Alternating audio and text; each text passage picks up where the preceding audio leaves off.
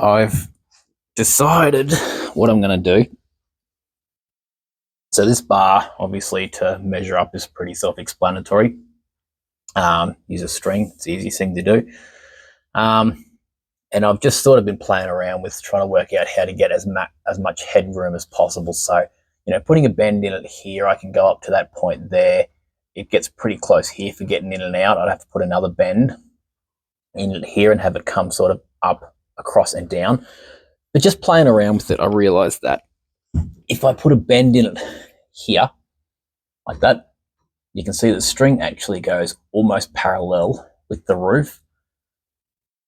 So all I need to do is put one bend in it there. So what I've done was use my angle finder here and essentially gone from the center point, wrap the string around the top of it, and I've just pushed it up until I've got the similar clearance between this end of the string as that end of the string, which is about 60 mil. And I've come to a 20-degree angle. So obviously it's sitting at 360 at the moment. When you straighten this out, it shows me 340, which means it is 20 degrees. Just trust me, it does. So 340, 45, so close enough to a 20-degree bend. And that takes me from, so it's going to be 20 mil down from the top, but that's fine because I need to put some roll cage padding in it. I could obviously move it up, a tiny bit more, but I don't think I need to. There's plenty of clearance there. And that bend basically is because of how I did it. It's about there. So that ruler, half of my ruler is 100 mil, 105 mil, I think, is half my ruler. So if I make the bend 100 mil from the end at 20 degrees, that will be fine. And then obviously I just need to measure from this point here to a point that's, sort of, if I make this, that's sort of almost the center of the tube. So if I just measure to a point about there somewhere, get a throat line on that, I'm also going to need to measure that angle between this and this to get my notch angle. And this one here is going to be quite difficult, but I'll also need to measure that angle there to get my notch angle. Like I said, once I get one bar put in, you might have to just cut a little bit long, put it in, and then just grind until you get it sitting right, and then just make the other one, a mirror image of it, which is more difficult than it sounds. But we're not working with a long piece of tube here. It's fairly short, so you can use offcuts and scraps, which I will be doing here wherever possible. And again, if you get this one where you want it and then the other one you cut and you cut it, a fraction too short and it doesn't quite end up symmetrical, you can always just shave a little bit off of that and make it symmetrical and bring that end in. Like 5 mil short on this tube will bring that in like a tiny, like maybe a mil. It's, you have to be very, very accurate to get this to land exactly where you want. So you're better off getting it where your ability allows you to get it as opposed to trying to get it right, if that makes any sense. So get it as close as you can on the first one, make your other one symmetrical, and then just keep grinding them until they both sit where you want. And that's a lot less stressful than, having 3 attempts at trying to make one bar get exactly where you want and then making the other one and then screwing it up and having to make 3 for the other side as well. My philosophy anyway. So that's what I'm going to do. I'm not going to show that because it's tedious and time consuming and I'm in a bit of a hurry. So this is an optional member anyway. I'll bring you back in when we're doing something way more interesting. Try as I might, I could not hold those bars in any way, shape or form where I could look at them, and go for symmetry and that. I tried clamps, I tried tape, I tried everything, and they just continually wanted to fall out. So they're in pretty good. Depending on what angle you look at them from, they look like not symmetrical. So over there, they look crooked. Over there, they look crooked. From there, they look crooked. But if you line up, say I've taken this seal down now so I can line up the rear hatch, you sort of line that up with the crease point, and they're, pretty good. And then you come down and you line the backs up with the crease point, and pretty good. So I obviously can't find any way in which they're not symmetrical. They both meet up in the center point. They both come to pretty close up here. This one's about 25 mil. That one's about 30 mil. And that one there actually is already longer. So for whatever reason, something's not 100% right up there. But again, it's only a visual thing. And if you can't see that it's not symmetrical, then it really doesn't matter. I do have a huge gap that I'm going to have to fill. That's not a drama because I need to do a 2-pass around there. So I need to go around this one, and then I can go around that one, and that'll fill it up. That's no dramas at all. As I've said in the past, having a gap is actually better than having flush-fitting tubes for MIG welding. If I was TIG welding, I wouldn't be able to fill that gap. Because I'm MIG welding, having a gap is better because you get full penetration. You just have to be careful that you don't blow through and then chase your blowouts up the tube somewhere, and you end up with an ugly, weak weld. But yeah, anyway, so everything up on the roof line now is done. This tube here doesn't need to be welded in with the cage in this position or dropped or whatever. I'm still zoomed in too. So I think we can drop this down and weld all that up the top there now. I don't see any reason why we can't. And then we can put it back up and it can sort of stay up there for then. Okay, so in case you didn't understand what I've been talking about all along, this is what I mean. So we've taken those feet out from under the cage now, and we've been able to drop it down, and it's obviously brought all that stuff down a lot lower. So now I can get in with the MIG torch. I can get in up above there and get full welds around all of that stuff, and get 100% penetration. It's really, really important that you get full welds all the way around a tube. Otherwise, the tube might as well not even be there. The difference between a 3/4 weld and a full weld is a lot when it comes to strength. So you want to get good penetration all the way around, especially in a high vibration situation like a race car, because a 3/4 weld can just start cracking out, and if you don't notice it, then you've got a really, really weak cage. But anyway, this is the only way of doing this apart from taking the roof skin off to get welds over the top. Alternatively, like I mentioned at the start, you can actually cut a hole the same size as the tube in the floor where the tube's going to sit, and then drop the tubes down through the floor. Then you lift the cage back up into the car, and then you plate over those holes. You put a plate on the top and a plate on the bottom. That's the other way of doing it, which, if you don't want to cut holes in your floor, this is how it's done. So I'm going to weld all this stuff up here at our roof level, and then we'll sit the cage back up, and I'm just going to tweak these as best I can to where I want them, and throw another tack weld on them, because I don't want to weld these in solid yet, because the chassis tweaked a little bit sitting on the jack stands. Like, that door doesn't shut smooth and the hatch doesn't shut smooth, and I don't want to lock the shell of the car in, sitting crooked. Not that I'd notice if it cornered one way better than another anyway. I'm not that good a driver, but I really don't want to lock the cage in crooked. So before I weld it to the shell of the car, I'm going to sit it back down on its wheels and get the chassis sitting happy, and then we'll lock it in. So we'll just quickly burn all this in up the top here, and burn myself as well, because overhead welding, but it is what it is. Let's do it. All right. Some questionable welding has taken place, and it's all back up in there again. Before you weld in, before you tack, move everything that you love, because it will get destroyed. Sheets, obviously, cotton, if an ember falls on it, it will catch fire, but they're good enough to stop, things that'll bounce off. So I had that hung up across the windscreen so that, it only takes one spark from a welder and it'll melt the glass and ruin your day. So I had that there, so, it hits it and it falls down, it's fine. That's an actual welding blanket. It's Kevlar, flame proof. So that was covering everything else. I had it draped out the sides of the cars, because you can even see, on my mat out here on the floor, all the way out here, there's melt marks everywhere. That stuff goes everywhere, particularly when you're welding dirty steel. So if you're welding to the shell of the car, it'll spatter a lot. I cleaned these up. I didn't clean them up real well. So got a bit of spatter I've had to clean up. There's still a bit on there, but I need to get my finger file in there and tidy a bit of that up. But that's in. We've got this lifted back up on its blocks now. I need to release that ratchet strap so it pops back out again. And I need to pull that leg into place. It's sticking forward a little bit. It needs to go back about 10 mil at the bottom. Probably the easiest way to do that is to get the door bars in.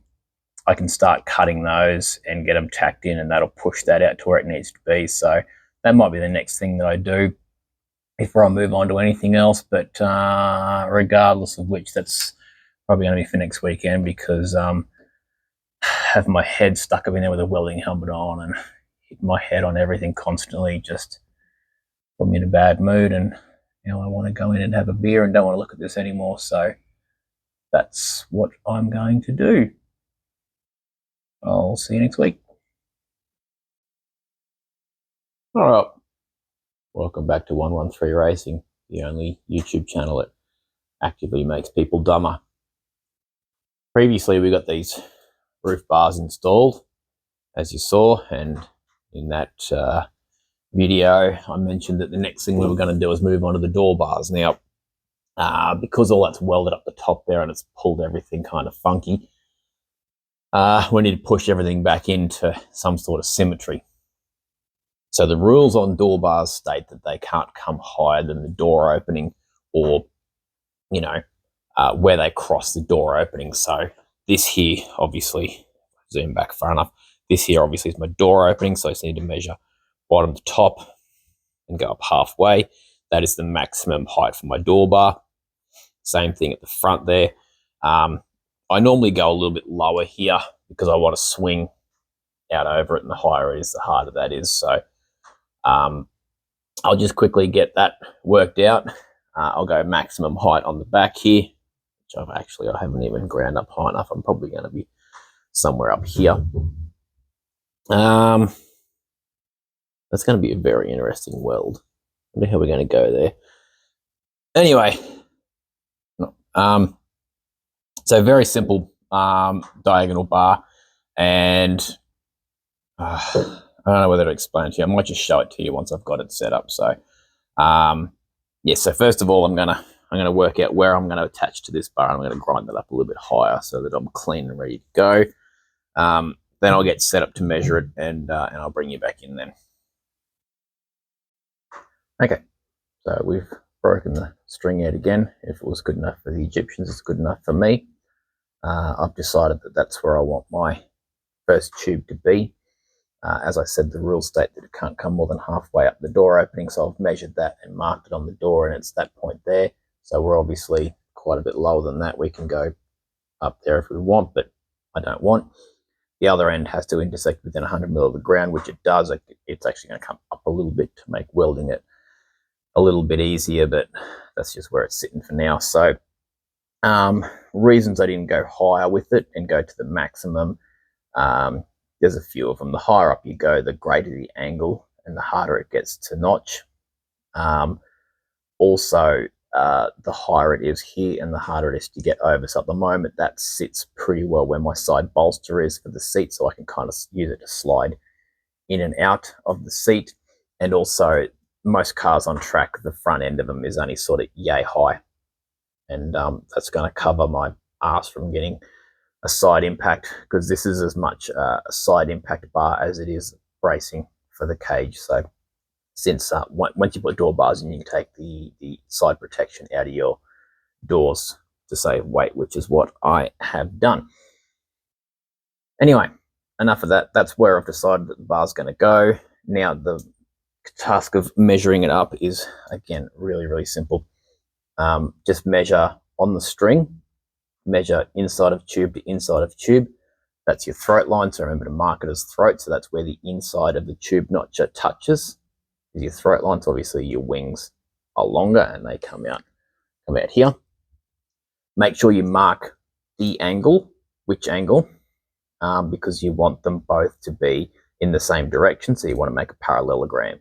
If you don't flip your tube in the bender, you'll end up with a a trapezoid, or if you flip it the wrong way, sorry, you'll end up with a trapezoid with one notch going the wrong way, and you'll ruin your day. So mark the throat lines, mark the direction that you want your throats to be, and then either measure your angle using one of these bad boys. So you measure the angle of that tube and the angle of that tube, do a bit of maths, measure the angle of that tube, the angle of that tube, do a bit of maths, or simply just use this type of angle finder, or even just a sliding bevel, you know, and set it up on there, work out what angle you need to notch at.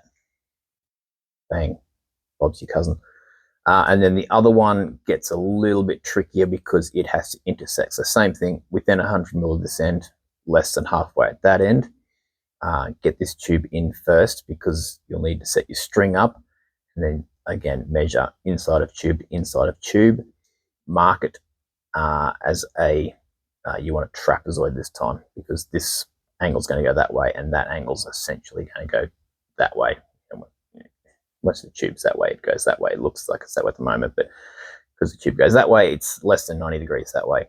Whatever. Hang on, let me turn this around so you can get a more visualization of it. So that's that tube, and then that's going to be that tube there. So we're just under 90 degrees, as you can see.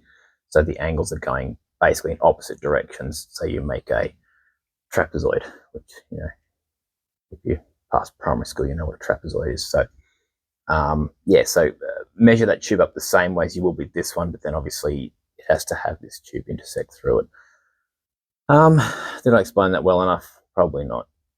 Just watching you'll learn. So I'm going to cut two of these identical because I want this to be pretty well symmetrical. Is it going to come 100% symmetrical? Probably not. But at the moment, this tube and this tube are just over half a degree different. This tube and this tube are within half a degree. They're very close. So I just need to measure ground to top, put them both in the same position on both sides of the car, and that will push the tubes or pull them to where they need to be. Sort of. As long as they're both in the same direction. If they're both out in the wrong direction, it means that you'll get different squares. I'm explaining this really terribly. Hang on, let me do a diagram for you. With enough digging around through the bin, you can find anything, including, you know, an example of exactly what I'm talking about. So this is essentially what we're looking at here. So this tube's leaning back a little bit. This tube's pretty much straight up and down. I've exaggerated the angles for the purposes of the video. And you can see that this tube here is exactly 90 mil long. Now, if these two tubes are in this way, and the 90 mil won't fit, I can force it in there. I can put a clamp here and a clamp here, and I can force the tube in there. That clamp there stops this tube from going out that way. This one stops it from going out that way, because it's obviously under tension and it wants to flick out like that. But I can push these two tubes apart, and it will push them apart the easiest way. So whichever one's the easiest to move, it'll push it apart, and it'll sit in there. However, it doesn't discriminate on which way these tubes are. So you want them pretty close before you start doing this. So if I draw another 90 mil line here, hang on a second. There's another line which is exactly 90 mil long. Now, if this tube here is well off angle like that, totally different angle to that one, as long as this one lines up, it'll be fine. So it can be that way, same as that one, or that way. So that's kind of how that works. So if, you know, you can still get your 90 mil tube in, even if these two aren't parallel. It will make them the same distance apart, but it won't make them the same. So it's essentially squareness which changes. So if you're ending up in this kind of situation where, you know, that tube's like that, and let's make this really exaggerated. So you end up in a situation where one side of your car looks like that, the other side of your car looks like that. Obviously, that's pretty crap. And for it to go this way, that angle would also have to be different. or you've screwed up at the top here. But I know that my top measurement is the same because I've already built that. So this scenario wouldn't happen for this tube to be out of whack this way. This one would also be out of whack the same direction, so like that. So what I need to do to get it the same is I need to pull this tube back to here and weld it in place, or tack it or something, or clamp it there so it sits the same angle as that one. So it'll be like that. And then when I put this tube in at the same height and the same height, it will have to pull this one back into line with this one.